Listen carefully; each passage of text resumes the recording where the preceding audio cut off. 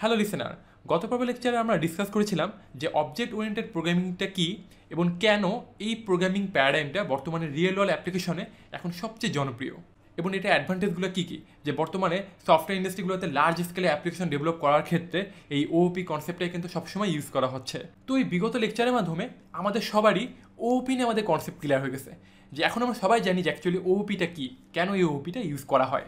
তো এখন একটা মজার ব্যাপার হলো, যেটা বলে আপনারা সবাই অবাক হয়ে যাবেন, যে আমি বলবো যে আমি এবং আপনারা যারা আমার লেকচার শুনতেছেন তারা সবাই ওওপি জানেন এবং খুব ভালো মতো জানেন ওওপির প্রত্যেকটা কী কনসেপ্টগুলো, এই অ্যাবস্ট্রাকশন, ইনক্যাপসুলেশন, ইনহেরিটেন্স, পলিমরফিজম, এগুলো সব আপনারা জানেন। তো এখন কি আপনাদের মনে একটা কোশ্চেন আসতেছে না যে ভাইয়া কী বলতেছে এগুলো, যে আমরা ওওপি সবাই জানি, ওওপি সম্বন্ধে কিছুই জানি না?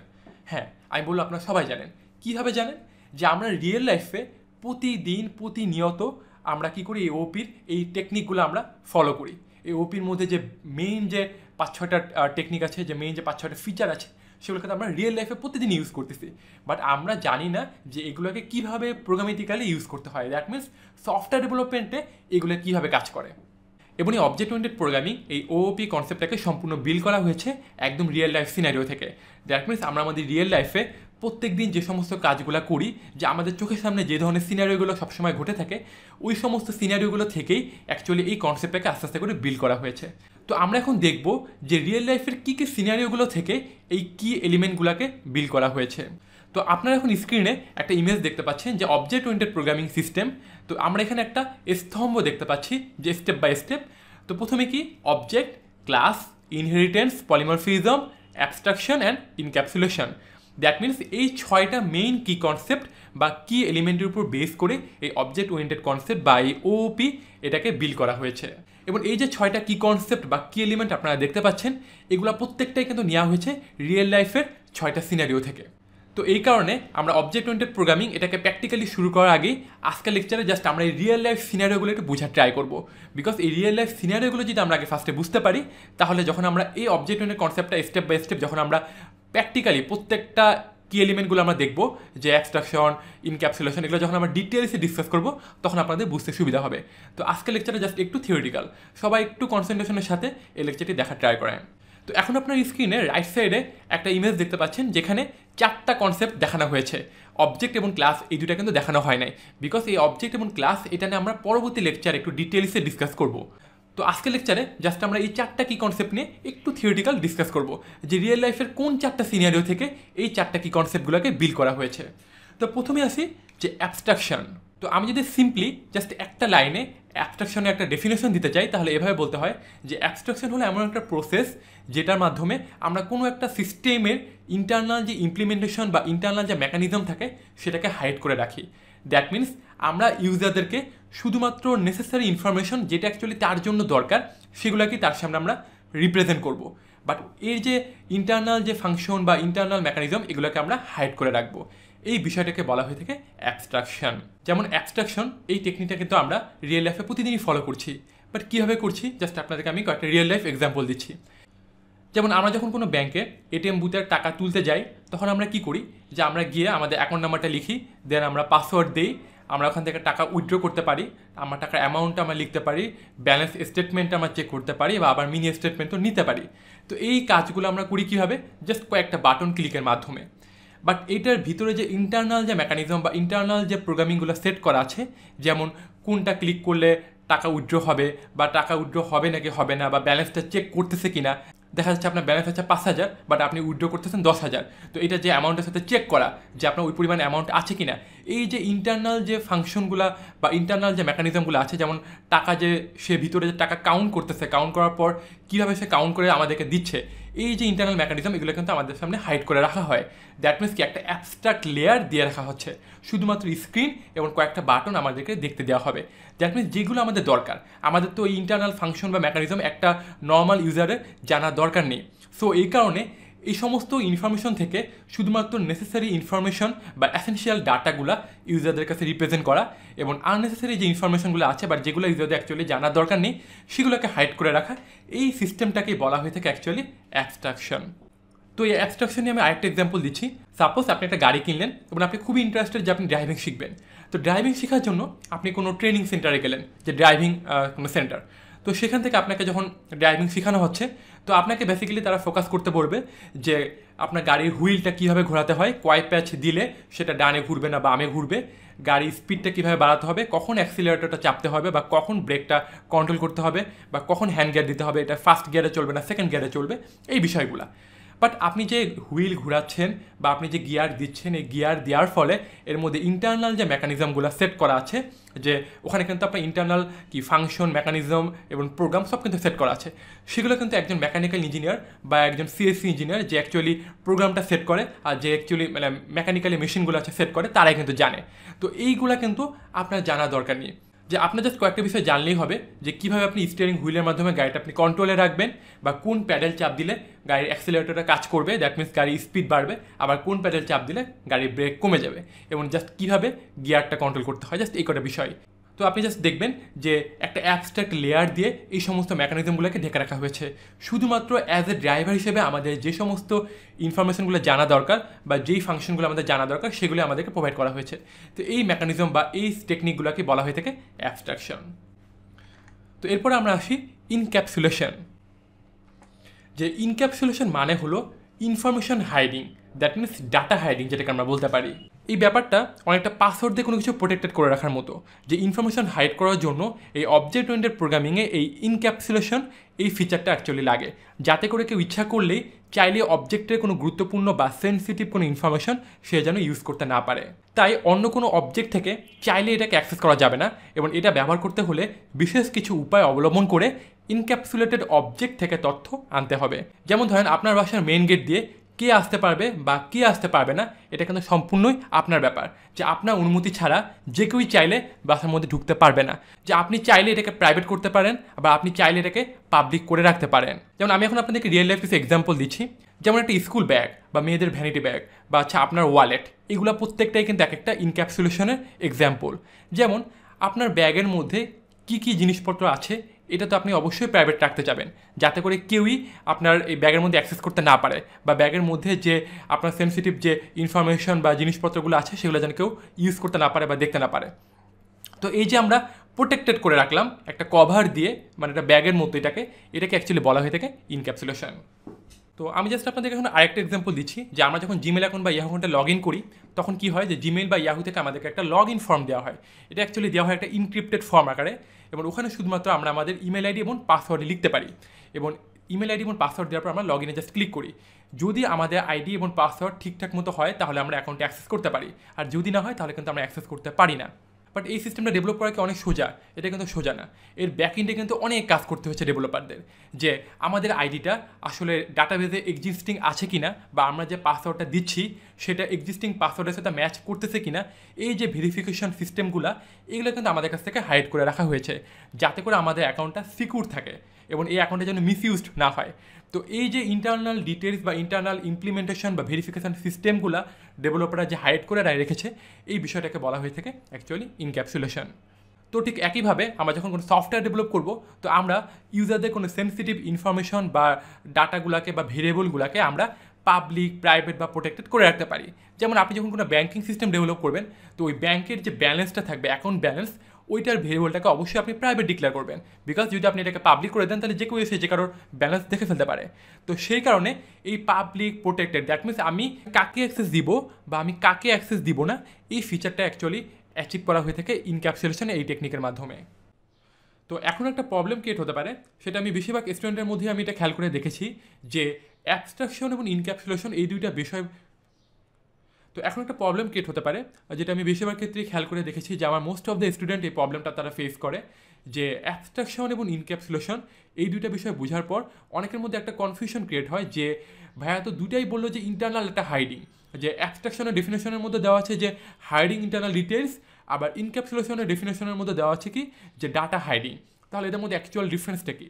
তো এটা নিয়ে কনফিউজড হওয়ার কোনো কারণই নেই, বিকজ আমি আপনাদের সমস্ত কনফিউজড হওয়ার কোনো কারণ নেই, আমি আপনার সমস্ত কনফিউশন এখন তো এটা নিয়ে কনফিউজড হওয়ার কোনো কারণ নেই, আমি আপনার সমস্ত কনফিউশন দূর করে দিচ্ছি।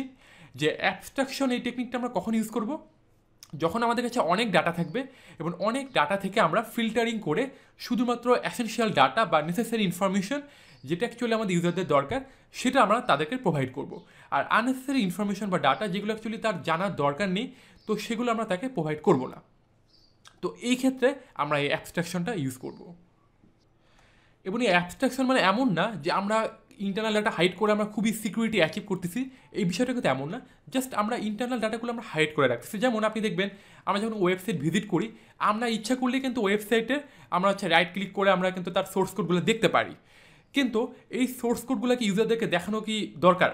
ইউজারদের কিন্তু সোর্স কোড বা এই কোডগুলো দেখানোর দরকার নেই। আমরা জাস্ট কী করি, ইউজারদেরকে শুধুমাত্র ইনফরমেশন, কালেকটিভ ইনফরমেশনগুলো আমরা তাদেরকে রিপ্রেজেন্ট করি একটা ওয়েবসাইটের মাধ্যমে। বাট ইন্টারনাল যে সমস্ত কোড বা ডাটা এগুলো আমরা জাস্ট হাইড করে রাখতেছি। তো এইটাই হলো অ্যাকচুয়াল বিষয়, যে শুধুমাত্র নেসেসারি ইনফরমেশনগুলো আমরা রিপ্রেজেন্ট করবো। তো এই ইনক্যাপসুলেশনের মাধ্যমে অ্যাকচুয়ালি কী করা হয়, যে ইনক্যাপসুলেশনের মাধ্যমে আমরা ডাটা হাইড করে ম্যাক্সিমাম সিকিউরিটি আমরা অ্যাচিভ করি। যেমন আপনি যখন কোনো অনলাইন ব্যাঙ্কিং সিস্টেম ইউজ করবেন, তখন সেখানে আমরা কী করি, যে টাকা উইথড্র করি বা ট্রানজ্যাকশন করি। তো এই যে সিস্টেমগুলো আবার যখন আমরা জিমেইল বা ইয়াহুতে লগ ইন করি, তখন আমাদের কী করা হয়, যে একটা ইনক্রিপ্টেড ফর্ম আকারে আমাদেরকে দেওয়া হয়। আমাদেরকে কিন্তু ব্যাকএন্ডের যে সিস্টেম বা ব্যাকএন্ডের যে মেকানিজমগুলো, ভেরিফিকেশন সিস্টেমগুলো, এগুলো কিন্তু আমাদেরকে দেখতে দেওয়া হয় না। তো এগুলোকে কী করা হচ্ছে, যে প্রোটেক্টেড করে দেওয়া হচ্ছে। ইনক্যাপসুলেশন টেকনিকগুলো ইউজ করে এগুলোকে প্রোটেক্টেড করে রাখা হচ্ছে। তো এই ইনক্যাপসুলেশনের মধ্যে এই ধরনের কিছু অ্যাক্সেস মডিফায়ার আছে। যেমন আপনি ইচ্ছা করলে আপনার কোনো প্রপার্টিকে আপনি পাবলিক করে রাখতে পারেন, ইচ্ছা করলে আপনি সেগুলোকে প্রাইভেট করতে পারেন বা প্রোটেক্টেড করে রাখতে পারেন। তো এই যে চাইলে যে আপনি আপনার প্রপার্টিগুলোকে কাউকে অ্যাক্সেস দিতেও পারেন, আবার তাকে অ্যাক্সেস নাও দিতে পারেন। তো এই যে অ্যাক্সেস, এটাকে কন্ট্রোল করা হয় এই ইনক্যাপসুলেশন এই ফিচারটার মাধ্যমে। তো আশা করি এখন আপনাদের আর এই অ্যাবস্ট্রাকশন এবং ইনক্যাপসুলেশন এটা নিয়ে আর কনফিউশন থাকার কথা না। যদিও কারো কোনো কনফিউশন থেকে থাকে বা কোনো কোয়ারি থেকে থাকে, তাহলে অবশ্যই এই লেকচারটি দেখার সময় আপনি লেফট সাইডে একটা কোশ্চেন এবং অ্যান্সারের একটা ফোরাম পেয়ে যাবেন। সেখানে কোশ্চেন করলে আমি তার অ্যান্সার দিয়ে দিব। তো এরপরে রয়েছে কি, যে ইনহেরিটেন্স। তো ইনহেরিটেন্স এই বিষয়টাকে অনেকটা বলা যায় যে উত্তরাধিকার বা পৈতৃক সম্পত্তি পাওয়ার মতো। যেমন একজন সন্তান হিসেবে উত্তরাধিকারী সূত্রে আপনি কি করবেন, আপনার বাবা মার সম্পত্তিগুলো কিন্তু আপনি অটোমেটিক্যালি পেয়ে যাবেন, যেগুলো আবার আপনার বাবা মা কিন্তু পেয়েছে কি তার বাবা মার কাছ থেকে, দ্যাট মিনস আপনার দাদাদির কাছ থেকে। তো সেক্ষেত্রে আমরা পুরো বিষয়টাকে এমনভাবে বলতে পারি যে child inherited properties from his parents. তো আপনি জাস্ট একটু রিয়েল লাইফ কনসেপ্ট থেকেই চিন্তা করেন যে আপনার বাবা মা আপনার জন্য যে সমস্ত প্রপার্টিগুলো রেখে গেছে সেগুলো কিন্তু অটোমেটিক্যালি আপনি পেয়ে গেলেন। যেমন আপনার বাবা যদি আপনার জন্য 2 তলা একটা বাড়ি বানিয়ে রেখে যায়, সেটা কিন্তু আপনার হয়ে গেল। এবং আপনি কি করবেন, আপনি এটাকে পরবর্তীতে ইমপ্লিমেন্ট করতে পারবেন। আপনি এটাকে পরবর্তীতে 2 তলা থেকে আপনি 3 তলা 4 তলা করে 6 তলা করতে পারতেছেন, বা আপনার যে প্রপার্টিগুলো রেখে গেছে সেগুলোকে আপনি মডিফাই করে এগুলোকে আপনি আরও আপডেট করতে পারতেছেন। এবং আপনি কিন্তু আপনার বাবা মার যে পাবলিক যে প্রপার্টিগুলো আছে সেগুলো কিন্তু আপনি পেয়ে যাচ্ছেন, এবং তাদের প্রাইভেট যে প্রপার্টিগুলো সেগুলো কিন্তু আপনি উত্তরাধিকারী সূত্রে পাচ্ছেন না। যেমন তাদের ব্যবহার্য জিনিসপত্র, জামা কাপড় বা চশমা থেকে শুরু করে তারা নিত্যদিনে যেগুলো ইউজ করতো সেগুলো কিন্তু আপনি উত্তরাধিকারী সূত্রে পাচ্ছেন না। বাট তাদের যে সমস্ত প্রপার্টি বা তাদের যে সমস্ত সম্পত্তি যেগুলো আছে সেগুলো কিন্তু আপনি অটোমেটিক্যালি পেয়ে যাচ্ছেন। এবং এই ইনহেরিটেন্স এই ফিচারটা বা এই টেকনিকটা আপনি কিন্তু ওওপি কনসেপ্টের মধ্যেও আপনি পেয়ে যাবেন। যখন আমরা ওওপি এই প্যারাডাইমটা ফলো করে কোড করব, তখন কিন্তু আপনি দেখতে পারবেন যে কীভাবে আমরা ইনহেরিটেন্স এই রিয়েল লাইফের এই কনসেপ্টটা আমরা প্রোগ্রামিংয়ের মধ্যেও প্র্যাকটিস করছি। তো আমি এখন আপনাদেরকে এই ইনহেরিটেন্স নিয়ে একদম রিয়েল লাইফে, দ্যাট মিনস একদম সফটওয়্যার ইন্ডাস্ট্রিতে যেই ধরনের সিচুয়েশনগুলো আমরা ফেস করি এরকম একটা বেস্ট এক্সাম্পল দিচ্ছি। সেটা হলো, সাপোজ আপনি একটা ওয়েবসাইট ডেভেলপ করবেন, সেটা হতে পারে আপনার কোনো পার্সোনাল ব্লগ বা আপনার ই কমার্স ওয়েবসাইট। তো এই জন্য আপনি কী করলেন, যে আপনি চয়েস করলেন যে হ্যাঁ আমি আমার ওয়ার্ডপ্রেস সিস্টেমে আমি ওয়েবসাইটটা ডেভেলপ করবো। তো এই জন্য আপনি দেখা যাচ্ছে থিম ফরেস্ট বা ইনভার্টো বা আদার্স কোনো ওয়েবসাইট বা ডেভেলপারের কাছ থেকে একটা থিম কিনে ফেললেন। তো কেনার পর সেটা আপনি ইনস্টল করলেন, এবং এই থিমের শর্ত কি, যে থিমটা কোম্পানি যখনই আপডেট করবে অটোমেটিক্যালি আপনি এই আপডেটটা পেয়ে যাচ্ছেন, এবং তার হচ্ছে আপনাকে একটা লাইসেন্স কি প্রোভাইড করবে। তো এখন আপনি চাইলেন যে আপনি এই থিমের কোনো একটা ডিজাইন বা কোনো একটা পার্ট আপনি মডিফাই করবেন। তো এই কারণে দেখা যাচ্ছে আপনি তাদের সার্ভিস নিচ্ছেন, বা আপনি আপনার নিজের মতো করে আদার্স কোনো একজন ডেভেলপার হায়ার করলেন এবং তাকে বললেন যে তুমি আমার ওই থিমের এই পার্টটা তুমি আমার নিজের মতো করে তুমি এটাই করে দাও, মানে মডিফাই করে দাও। তো ডেভেলপার তখন কী করবে, সে ওই প্যারেন্ট থিমের মধ্যে মডিফিকেশনটা না করে সে ওই প্যারেন্ট থিম থেকে একটা চাইল্ড থিম ক্রিয়েট করে নেবে, এবং এই চাইল্ড থিম ক্রিয়েট করা মাত্রই কী হবে, ওই প্যারেন্ট থিমের যত প্রপার্টি সব কিছু সে ওই চাইল্ড থিমের মধ্যে চলে আসবে, এবং তখন ওই চাইল্ড থিমের মধ্যে সে মডিফিকেশনের কাজগুলো করবে। এবং এর ফলে কি হবে, যে ওই থিম কোম্পানি থেকে অটোমেটিক্যালি যখন আপনার থিমটা আপডেট হবে, তখন আপনার এই মডিফিকেশনগুলো যেগুলো আপনি এক্সট্রা কস্ট দিয়ে আপনি এগুলো করিয়ে নিলেন ডেভেলপারকে দিয়ে, সেগুলো নষ্ট হয়ে যাবে না। বাট আপনি যদি সরাসরি ওই প্যারেন্ট থিমের মধ্যেই মডিফিকেশনটা করেন, তাহলে কী হবে, যখনই আপডেট আসবে তখন কী হবে, আপনার ওই মডিফিকেশনগুলো সব নষ্ট হয়ে যাবে। তো এই কারণে এই প্যারেন্ট চাইল্ড এই বিষয়গুলো অ্যাকচুয়ালি সফটওয়্যার ডেভেলপমেন্ট ইন্ডাস্ট্রিতে একদম রিয়েল লাইফে ইউজ করা হয়ে থাকে। এবং এই বিষয়টা সবগুলোই সম্ভব হয়েছে শুধুমাত্র এই অবজেক্ট ওরিয়েন্টেড এই প্রোগ্রামিং প্যারাডাইমের জন্যই। তো দেখা যাচ্ছে একজন ডেভেলপার সে একটা প্যারেন্ট ক্লাস ক্রিয়েট করলো এবং এটার মধ্যে সে নিজের মতো করে বিভিন্ন ধরনের ভেরিয়েবল, মেথড, ফাংশন, ব্লক সে ইমপ্লিমেন্ট করলো এবং পরবর্তীতে আদার্স কোনো ডেভেলপার এসে যদি ওই ক্লাসটাকে ইউজ করতে চায় তো তাহলে তাকে ওই ক্লাসটাকে কপি করতে হবে না বা ওই ক্লাসটাকে আবার নতুন করে ক্রিয়েট করতে হবে না।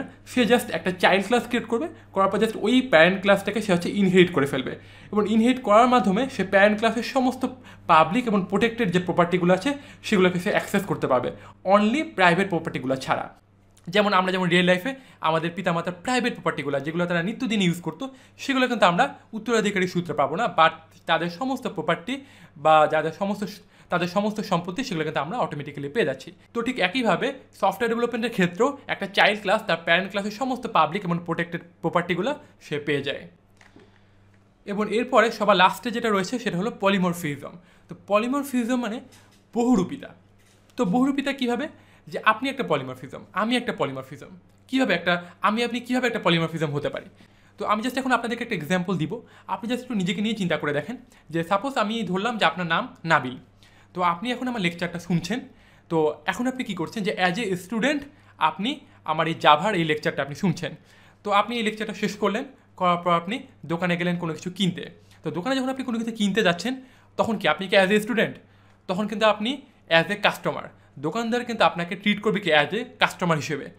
তো দোকান থেকে বের হয়ে আপনি হয়তো কোনো বাসে বা কোনো গাড়িতে উঠলেন, তো আপনি যখন বাসে উঠবেন তখন বাস ড্রাইভার আপনাকে কীভাবে ট্রিট করবে, অ্যাজ এ প্যাসেঞ্জার।